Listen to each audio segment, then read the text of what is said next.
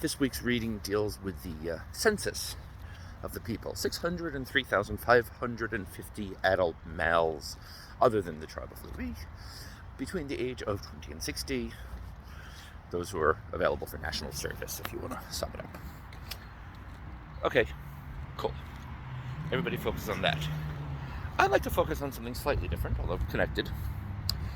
The tribes were arranged in a specific formation. There were 4 camps, 12 tribes total, 3 tribes within each camp, and it was specified. They would be in the east, they would be in the south, they would be in the north, they'd be in the west. And each one had a banner which symbolized that camp and led it by the first tribe named in that camp. So, for example, the tribe of Yehuda had Yisachar and Zevulun with it, and it was called the Camp of Yehuda, Machane Yehuda. Okay. So what? Okay, take a census. It's important to know for military purposes, for tax purposes, how many people there are. Nearly every country does a census, because they need to know this kind of thing. Fine. Formation, though? What was the point of this? Why did the tribes need to travel separately? So I'm from the tribe of Zevulun. Why can't I pick up and go live with the tribe of Shimon? Or I'm from the tribe of Yehuda. Why can't I pick up and go live with Naphtali? Yeah, my best friend is a Naphtali, so I want to go over and I want to live next to him. Or I'm a Naphtali, my best friend is a Yehudi, I want to go live next to him, Move over to be with neighbors I like. What is the big deal? It's meant to teach a purpose.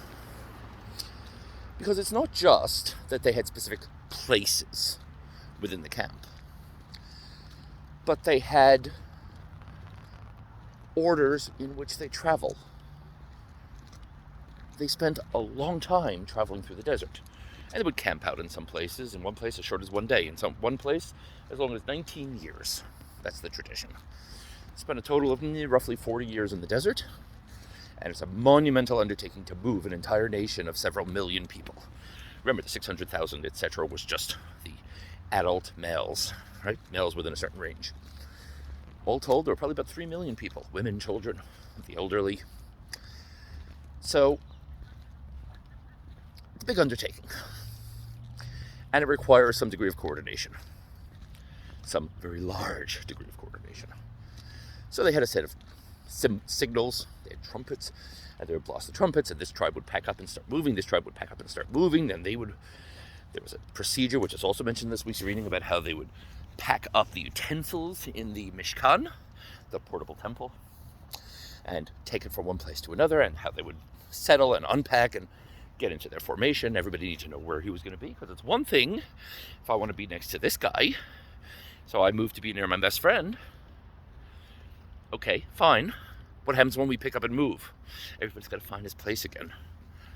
It's not like I live at number 1234 17th Street. Well, there is no 17th Street in the desert. So it was necessary for coordination purposes. It teaches the importance of cohesion, working together as a group. But in a sense, it also teaches the value of the individual. Because by placing them in individual spots, they're teaching that each tribe had a purpose.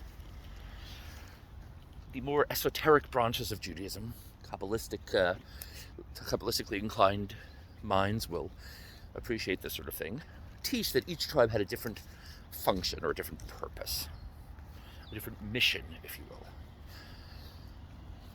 So each one had a specific place, and each one had a specific procedure and a specific slot in the movement orders. But that goes further to the individual. Every one of us exists in this world for a reason. There's a kitschy sort of thing that people post on Facebook when they want to feel good. They say that the day you were born is the day God decided this world couldn't live without you anymore. Cute, corny, but to some degree there's truth in that. As corny as it sounds, God sent you here for a reason. You have a purpose in this life. The problem is we don't always know what it is. But the fact that you know that there is a purpose is a start. They say that if you don't recognize a problem, you can never solve it. The first step to solving a problem is to recognize that the problem exists and then to identify it. If I know that I have some sort of purpose in life, I'll go looking for it and I'll try to accomplish something. in life to make this world a better place in a way that only I can do. If I think that I'm just here at random and I don't have a purpose, then I'm never going to bother going around to look, how can I make the world better? So this is meant to teach that there is a place for everyone, there is a purpose for everyone. We don't know what it is. These individuals, back then, several thousand years ago, weren't told what their purposes were. They were just given the hint.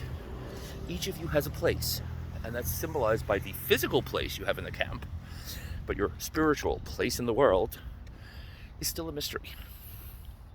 It's up to you to work that out. And maybe it's because God has something specific in mind, or maybe it's because God wants you to find your place.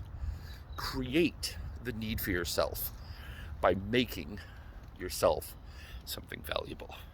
Get out there and find something to do. Don't wait for an opportunity to fall into your lap and say, God will show me what my purpose is. Make a purpose for yourself. Actively pursue goodness. And good will come of it. Shabbat Shalom.